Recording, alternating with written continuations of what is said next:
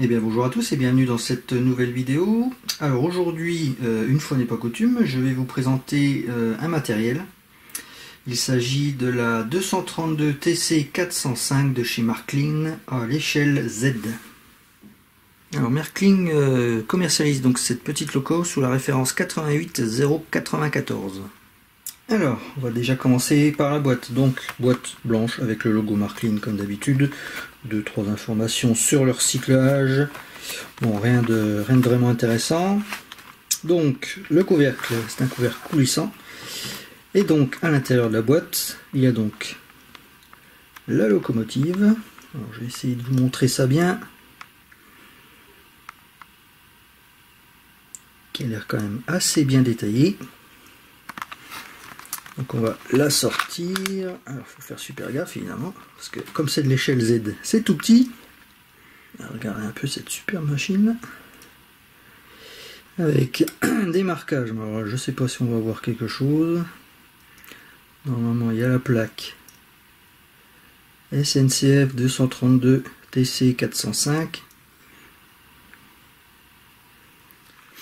Donc en plus de la locomotive bien sûr, vous avez ici, je crois que c'est marqué, voilà, notice d'instruction placée sous le plastique. Donc sous la coque en plastique thermoformé, vous avez de la documentation, donc à lire bien sûr avant toute utilisation, c'est quand même mieux. Donc là déjà, un premier fascicule, avec on va dire les infos les plus importantes. Donc elle est en courant continu, 10 volts maximum. Donc il faut faire gaffe si vous avez déjà un transfo qui délivre du 12 volts, ça veut dire qu'il ne faut pas bien sûr y aller à fond. Puis de toute façon il n'y a pas besoin, ça sert à rien. On peut remarquer que donc dans le fascicule il y a plusieurs langues, allemand, français, anglais et néerlandais. Vous avez l'entretien, l'éclaté technique. Donc ça c'est quand même pas mal. Tout ce qu'il faut pour entretenir correctement votre machine pour qu'elle puisse fonctionner correctement.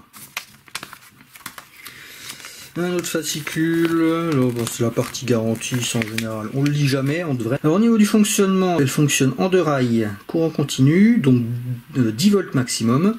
Au niveau de l'éclairage, vous avez 3 feux blancs à l'avant, à l'arrière également, donc qui changent en fonction du sens de marche bien sûr.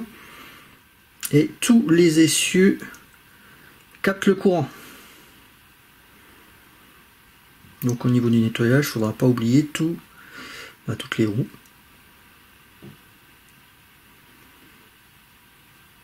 Alors malgré la petite taille, vous pouvez voir quand même la finesse des détails. Alors certes c'est moulé, il n'y a pas de pièces rapportées. Encore que celle-ci je pense qu'elle doit être rapportée. Je ne sais pas si on voit ici au bout de mon ongle. Alors, au niveau du démontage, on voit ici la vis.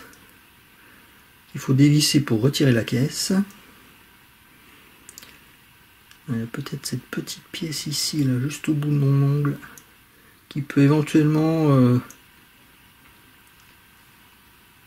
casser en cas de mauvaise manipulation. Bon, ça on verra par la suite. Vous avez ici, je suis obligé de laisser ma main derrière. Vous avez ici la hotte à charbon, donc avec le charbon représenté. C'est quand même une très très belle machine, et malgré la petitesse justement de celle-ci, on n'a pas trop d'appréhension pour la manipuler. Elle fait quand même son poids. Alors je vais en profiter pour faire un petit point historique de la machine réelle. Donc c'est une Baltique type T18, donc il y en a eu plusieurs de construites, donc entre 1915 et 1918 pour le compte des chemins de fer Elsace-Loringen, donc Alsace-Lorraine en allemand, puisqu'à l'époque l'Alsace-Lorraine faisait partie de l'Empire allemand. Et après 1918, donc elles ont été affectées au réseau Alsace-Lorraine sous les numéros 8401 à 8427, hormis la 8419 qui elle est restée en Allemagne. Et donc, à la création de la SNCF, elles ont été réimmatriculées en 1 232 TC 401 à 427 sauf la 419 bien sûr qui n'existait pas. Au niveau du poids de la machine réelle, donc on est à 105 tonnes en service. Elle fait environ 15 mètres, 14 mètres 80 exactement. Elle peut stocker 12 mètres cubes d'eau et 4 tonnes 5 de charbon. Donc voilà, on peut dire que c'est une belle petite bête. Alors c'est pas tout ça, je vous l'ai montré comme ça rapidement, mais maintenant je suppose que vous voulez la voir en train de fonctionner. Allez, on se retrouve tout de suite. Ok, donc c'est parti, normalement. Voilà, là je suis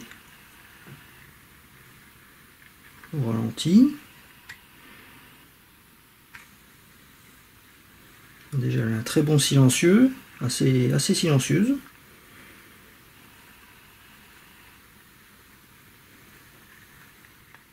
Je peux pas faire plus long. Ce qui est déjà pas mal. Alors là je suis à la moitié du régulateur. Vous allez voir que elle va pas trop vite, donc c'est plutôt pas mal. La même chose dans l'autre sens.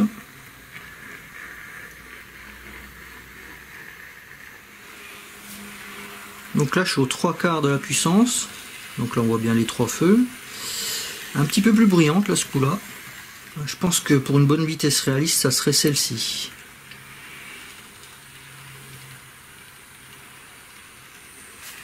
Ouais, c'est pas mal là. Là je suis légèrement au-dessus de la moitié de la puissance du régulateur. Donc je dois être aux alentours des 6 volts. Donc la même chose en marche arrière. Ah, on voit mieux les 3 feux je trouve dans ce sens là. Voilà, donc cette présentation touche à sa fin, donc je voulais vous faire une petite vidéo donc en sortie de boîte avec essai impression. Je voulais vous présenter cette petite machine parce que je la trouvais sympa. C'est du Z, donc à l'échelle 1/220e. Donc voilà, cette vidéo est terminée, j'espère qu'elle vous aura plu. N'hésitez pas à commenter, liker, à vous abonner comme d'habitude. N'hésitez pas non plus à aller me voir sur les réseaux sociaux, donc sur Facebook j'ai une page qui s'appelle Les Trains du Balbu, sur Instagram également. Alors Instagram je suis un petit peu moins présent, mais bon, vous pouvez toujours venir jeter un oeil, de temps en temps je poste une photo quand même. Et sur ce, je vous dis qu'il soit petit ou grand, n'oubliez pas, le train c'est la vie. Ciao!